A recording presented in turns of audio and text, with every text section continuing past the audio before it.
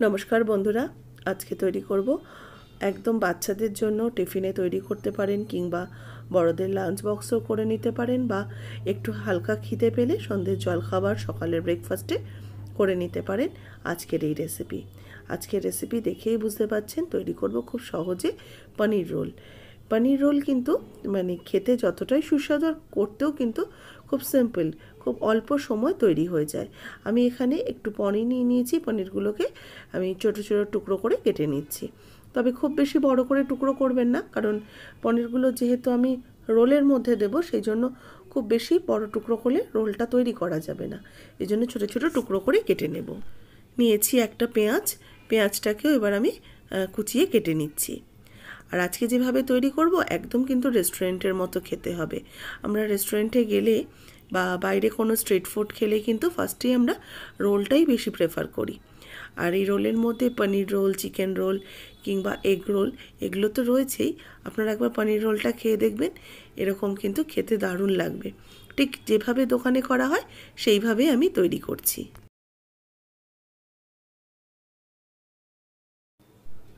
পেঁয়াজের সাথে আমি এই ক্যাপসিকামটাকেও কেটে নেব। ক্যাপসিকামটাকেও লম্বা করে জুলিয়ান করে কেটে নিচ্ছি। এখানে ক্যাপসিকামটাকেও এরকম লম্বা লম্বা করে কেটে নিয়েছি। আর নেব একটু টমেটোর বীজটাকে ফেলে দিয়ে টমেটোর বাইরের অংশটাকে আমি এরকম লম্বা করে কেটে নিচ্ছি। আর দিয়েছি দুটো কাঁচা লঙ্কাগুলোকেও কেটে রেখেছি। এবার দেখুন একটা বাটির মধ্যে 2 চামচ টক দই নিয়ে নিলাম। নেব হাফ চা চামচ আদা বাটা আর হাফ চা চামচ রসুন বাটা। দেব হলুদ গুঁড়ো হাফ চা চামচ, জিরে ধনের গুঁড়ো হাফ চা চামচ, শুকনো লঙ্কার গুঁড়ো হাফ চা চামচ, যেগুলো রেগুলার মশলা সেইগুলোই দিলাম। আর দিচ্ছি 1 চামচ সর্ষের তেল, স্বাদ মতো লবণ দিলাম। দিয়ে দইটাকে ভালো করে মশলার সাথে মিশিয়ে ফেটিয়ে নেব। এর মধ্যে আপনারা কিন্তু একটু ধনে পাতা বা কসুরি মেথিও দিতে পারেন, তবে আমি কিন্তু এটা টিক্কা রোল করছি না, আমি প্লেন পনির রোল করছি বলে আজকের এইভাবে আমি তৈরি করছি।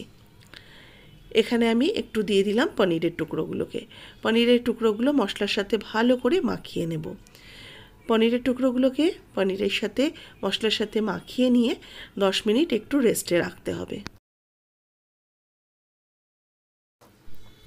পনিরগুলোকে রেখে দিলাম। এদিকে একটা অন্য বাটির মধ্যে আমি 1 বাটি ময়দা নিয়ে নিয়েছি। ময়দার মধ্যে দিয়ে দেবো সামান্য একটু লবণ আর দেব 2 চামচ রিফাইন্ড অয়েল। লবণ আর রিফাইন্ড অয়েল দিয়ে ভালো করে একটুখানি এটাকে ময়ম দিয়ে নেব।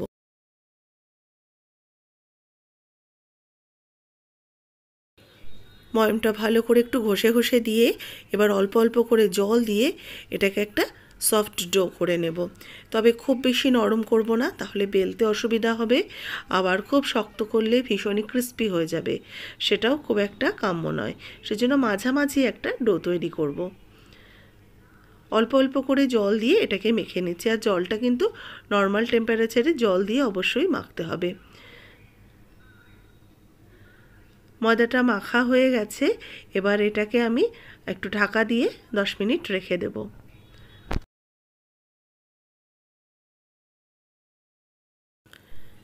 এবার আমি একটা ফ্রাইং প্যান বসিয়ে তাতে আরও একটু তেল দিয়ে দিলাম। তেল গরম হয়ে গেলে আমি পনিরগুলো দিয়ে দেবো ভেজে নেওয়ার জন্য। মশলা সমেত পনিরগুলোকে দিয়ে এগুলোকে এবার একই সাথে ভালো করে কষাতে থাকবো। আস্তে আস্তে মশলাটা কিন্তু সুন্দরভাবে পনিরের সাথে কোট হয়ে যাবে।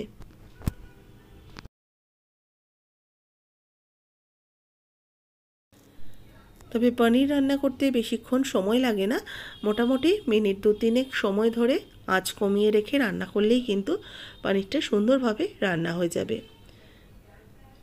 দেখুন আস্তে আস্তে পনিরের গা থেকে সুন্দর তেল ছাড়তে শুরু করেছে আর মশলাটাও পনিরের গায়ে সুন্দরভাবে কোট হয়ে যাচ্ছে। এবার এইভাবে আমি উল্টে দিচ্ছি যাতে পনিরের দুদিকটাই খুব সুন্দরভাবে ভাজা ভাজা হয়ে যায়।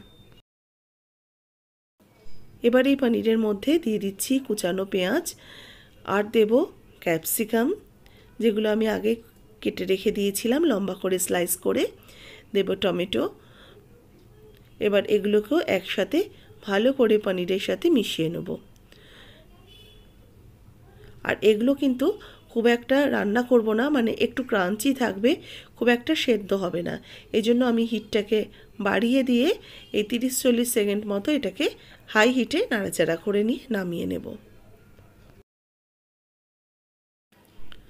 এদিকে 10 মিনিট হয়ে গেছে, ময়দাটা সেট করতে দিয়েছি। ময়দাটাকে আরও একটু মেখে নিয়ে এটার থেকে লেচি কেটে নেব।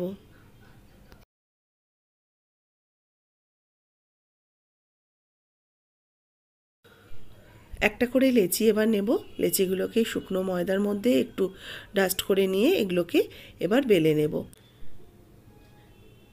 একটু শুকনো ময়দার মধ্যে কোট করে নিলে এগুলো কিন্তু বেলতে সুবিধা হয়, যেহেতু এগুলো ময়দার জিনিস, মানে ময়দা দিয়ে মাখা, একটু ছোট হয়ে যায় বেলতে বেলতে, সেই জন্য হাত দিয়ে একটু স্প্রেড করে নিলে খুব ভালো হয়।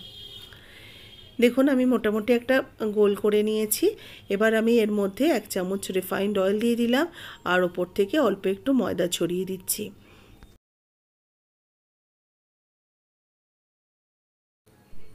আমি যেহেতু লাচ্ছা পরোটা দিয়ে রোলটা বানাবো, সেই জন্য লাচ্ছা করার জন্য আমি এইভাবে কেটে নিয়ে এগুলোকে একসাথে আবারও রোল করে নিয়ে এগুলোকে গুটিয়ে আবার একটা লেচির মতো করে নিলাম। ঠিক এইভাবে করে নিয়ে আবার একটু শুকনো ময়দায় ডাস্ট করে নিয়ে এটাকে আমি বেলে নেব।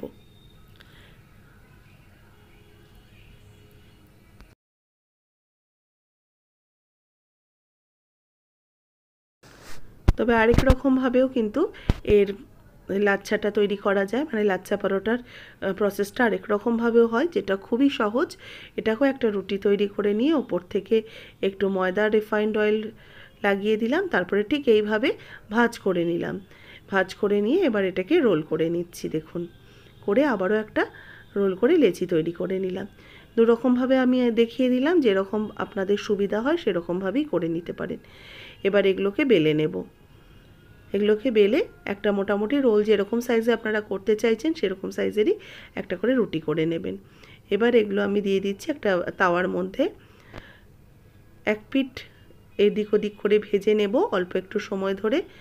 হালকা যখন ওপরটা একটুখানি হতে শুরু করবে, এবার অল্প অল্প করে তেল দিয়ে আমি পরোটাগুলোকে ভেজে নেব।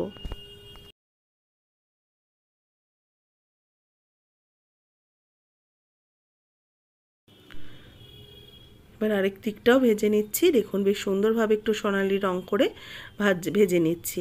হালকা একটা বাদামি রং আসবে, দুপিঠ উল্টে পাল্টে এগুলোকে একটু লাল করে ভেজে নিয়ে উঠিয়ে রেখে দেব। আরও একটা যে করেছি সেটাও একই রকমভাবে আমি এটাকেও ভেজে নেব। এবার আমি রোলগুলোকে তৈরি করে নেব। দুটো পরোটাই কিন্তু তৈরি হয়ে গেছে।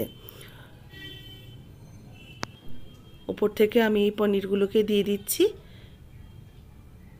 দেখুন ভালো করে পনিরগুলোকে ওপর থেকে সুন্দরভাবে লম্বা করে সাজিয়ে নিচ্ছি।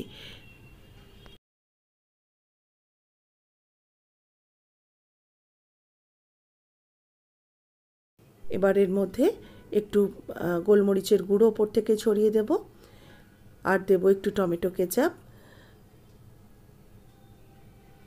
অল্প করে একটু টমেটো কেচাপ দিয়ে দিলাম আর দেব একটু কাঁচা পেঁয়াজ। কাঁচা পেঁয়াজটাকেও ওপর থেকে এরভাবে দিয়ে দিচ্ছি আর একটু ওপর থেকে দিয়ে দেবো কাঁচা লঙ্কা কুচি। যদি ঝাল খেতে চান অবশ্যই একটু কাঁচা লঙ্কা দেবেন, না হলে না দিলেও চলবে। আর আমি কিন্তু একটু চিলি সসও ব্যবহার করেছি। এবার এগুলোকে রোল করে নেব। একটা কাগজ নিয়ে নিলাম। এবার এই কাগজের মধ্যে আমি এগুলোকে রোল করে নিচ্ছি।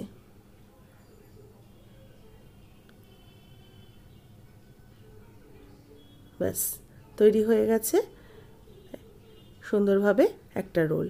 এইভাবে আমি দুটো রোলই তৈরি করে নিচ্ছি। কেমন লাগলো আজকে পনির রোলের রেসিপি অবশ্যই জানাবেন। ভালো লাগলে বরাবরের মতো একটা লাইক শেয়ার করবেন। যারা নতুন দেখছেন সাবস্ক্রাইব করে নেবেন। আর যারা ফেসবুক পেজ থেকে দেখছেন পেজটাকে অবশ্যই ফলো করবেন, রেসিপিটাতে একটা লাইক দিয়ে দেবেন, শেয়ার করবেন প্রচুর প্রচুর করে। আর কেমন লাগলো, কোথা থেকে দেখছেন আপনারা আমার রেসিপিগুলো অবশ্যই কমেন্টস করে জানাতে ভুলবেন না। আর আপনাদের কোনো মূল্যবান মতামত থাকলে সেটাও অবশ্যই করে জানাবেন। ভালো লাগবে আপনাদের এই কমেন্টসগুলো পড়তে।